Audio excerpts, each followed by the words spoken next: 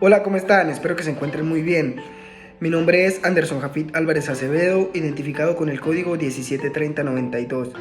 El día de hoy les vengo a explicar por medio de un mapa mental las propiedades mecánicas de un material. ¿Qué son?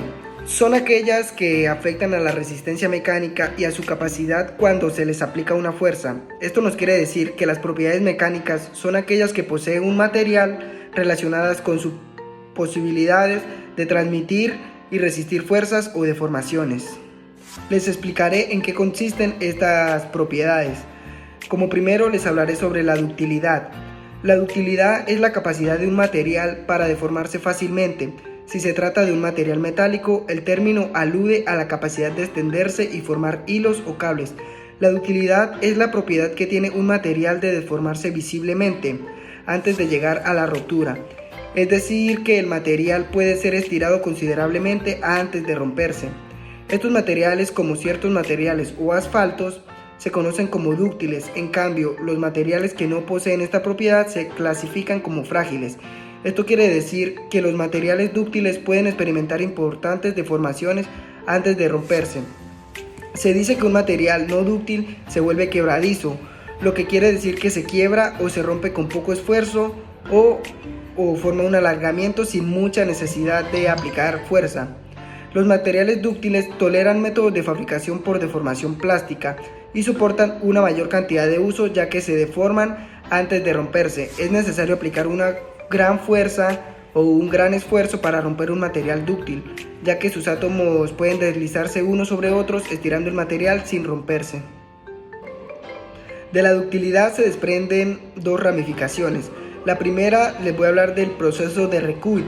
Esto es un proceso para como recuperar o volver a tener una ductibilidad de un sólido, manteniéndolo a una temperatura elevada durante un tiempo y liberar su energía acumulada.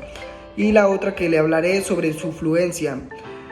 Si se excede el límite elástico, ocurrirá un rompimiento del material y ocasionará que éste se deforme de manera permanente, o sea que haya una deformación plástica. Estas deformaciones plásticas provocarán un incremento a la resistencia y a la fluencia y una reducción en la ductilidad. El esfuerzo que genera la cedencia o fluencia se denomina esfuerzo de fluencia y la deformación que se produce se denomina como deformación plástica.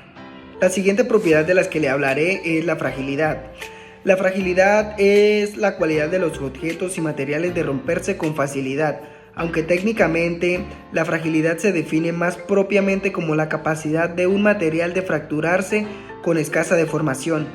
Por el contrario, los materiales dúctiles o tenaces se rompen tras sufrir acusadas deformaciones, generalmente de tipo deformaciones plásticas. La fragilidad de un material, además, se relaciona con la velocidad de propagación o crecimiento de grietas a través de su seno. Esto significa un alto riesgo de fractura súbita de los materiales con estas características, una vez sometidos a esfuerzos. Por el contrario, los materiales tenaces son aquellos que son capaces de frenar el avance de grietas. Ejemplos típicos de materiales frágiles son los vidrios comunes, como las ventanas, por ejemplo, algunos minerales cristalinos, los materiales cerámicos y algunos polímeros, entre otros. Lo opuesto a un material muy frágil es un material dúctil. Por otra parte, la dureza no es opuesto a la fragilidad, ya que la dureza es la propiedad de alterar solo la superficie de un material, que es algo totalmente independiente de sí ese material. Cuando se fractura, tiene o no deformaciones. Como ejemplo podemos citar el diamante, que es el material más duro que existe, pero es extremadamente frágil. De esta propiedad se nos desprenden otras dos ramificaciones, la cual es el límite de rotura y el coeficiente de Poisson. Les hablaré primero del límite de rotura. El límite de rotura se define como la máxima tensión alcanzada de la sección de una probeta normalizada de dicho material, sometida a un ensayo de tracción o ensayo de compresión. Y el coeficiente de Poisson. El coeficiente de Poisson es una medida de la deformación de un material cuando se aplica una fuerza. En concreto, describe cómo se deforma un material en la dirección lateral en comparación con la dirección longitudinal, cuando está sometido a una carga, a un esfuerzo, a una fuerza. El coeficiente de Poisson se define como la relación entre la deformación lateral y la deformación longitudinal. La siguiente propiedad es la elasticidad. La elasticidad es la capacidad de un material de recuperar su forma original una vez que cesa la fuerza exterior o la fuerza que originó su deformación. Un material muy elástico vuelve a su forma original una vez que cesa la fuerza aplicada. La elasticidad es una propiedad que le puede adjudiciar únicamente a un cuerpo sólido, pues los que se encuentran en otros estados tienen unas leyes diferentes del movimiento que no permiten una manifestación de este tipo. Sin embargo, muchas disciplinas que son importantes para las personas se valen de objetos elásticos para optimizar sus condiciones y sus aplicaciones. La ingeniería constituye un ejemplo de esto, siendo la disciplina que se ocupa de la construcción y de los lineamientos seguidos por ella. La ley de Hooke es un aporte en este sentido que afirma el alargamiento unitario que experimenta un material elástico es directamente proporcional a la fuerza que ejerce sobre él mismo. De esta propiedad se nos desplegan otras dos ramificaciones, la cual tenemos el límite elástico y el módulo de Jones. El módulo de Jones es un parámetro mecánico que permite determinar la naturaleza elástica de los materiales. Los materiales con módulo de elasticidad alto son rígidos y no se deforman con facilidad.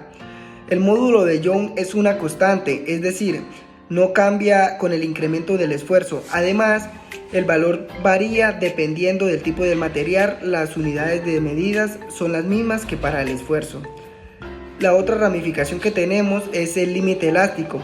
El límite elástico nos habla que se define como el punto en el que el material lata ser estirado, o sea, sin causar cambios permanentes en el tamaño o la forma de los materiales.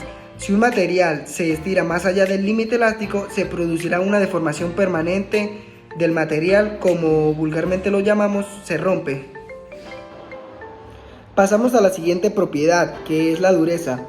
La dureza es la resistencia de un material a la deformación plástica localizada. Existen diversas escalas para medir la dureza de un material. En la metalurgia se mide con el uso de un durómetro para el ensayo de penetración de un asentador.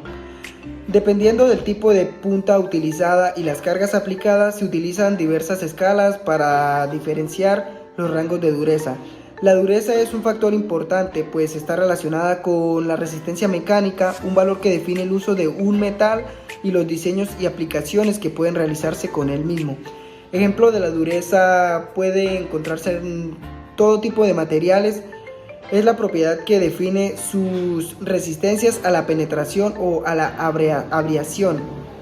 Los materiales más duros son el hierro, el acero, los diamantes, ya que se requieren de una gran esfuerzo para crear una marca en su superficie. De ahí se nos despliega el método de Brinell.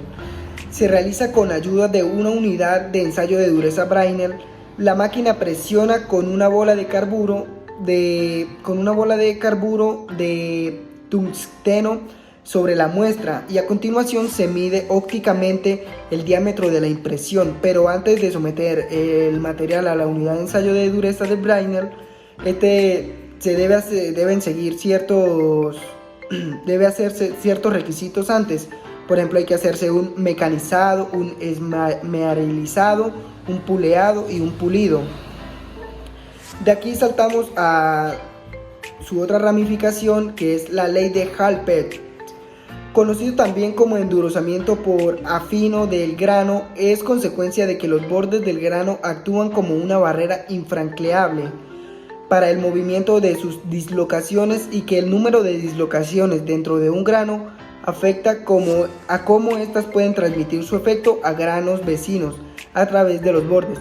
El tamaño del grano de un material depende del tratamiento térmico posterior a la deformación plástica o bien de la velocidad de solidificación.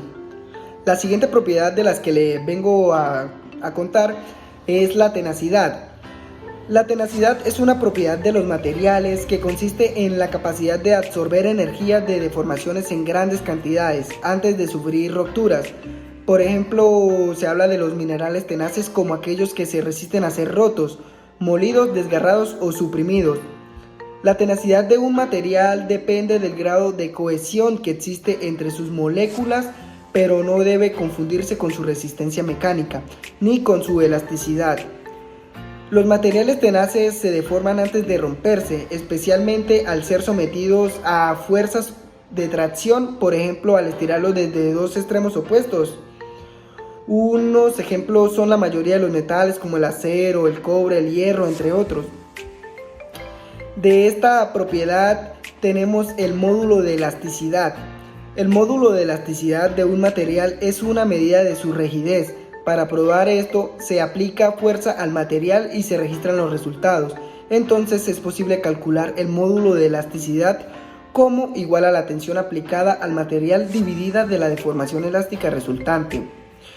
Encontrará que los materiales más rígidos tienen un módulo elástico más alto. Por ejemplo, el acero tiene un módulo de elasticidad mucho más alto que un material flexible, pues como el caucho. De esta propiedad también se despliega la estabilidad dimensional. La estabilidad dimensional nos habla que es la capacidad de los polímeros para mantener su tamaño incluso bajo condiciones ambientales cambiantes. Por tanto, un plástico dimensional estable tiene una baja absorción de humedad y baja dilatación. Ya por último, pero no menos importante, les vengo a hablar sobre la maleabilidad. La maleabilidad es la capacidad de un material para adoptar una forma diferente a la original sin romperse. En el caso de los materiales metálicos, es la capacidad de extenderse y formar así planchas o láminas.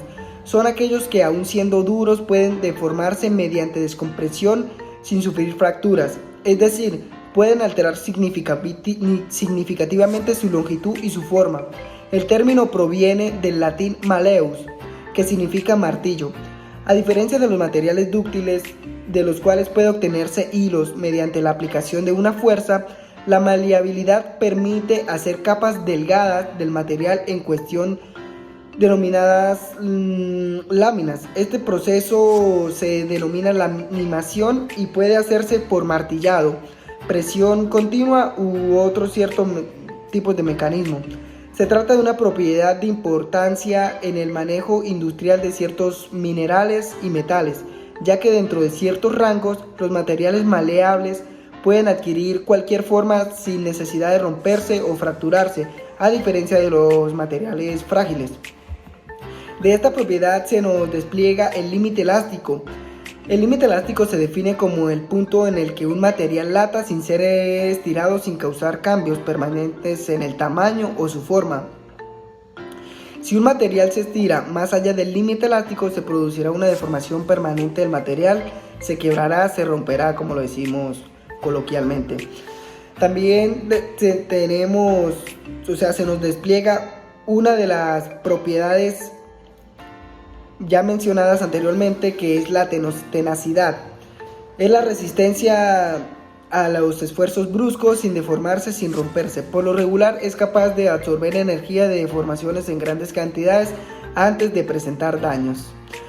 Bueno, esta fue mi explicación para el video de hoy. Espero que les haya parecido de muy buen interés y se hayan podido concentrar y adquirir los conocimientos que estaban buscando.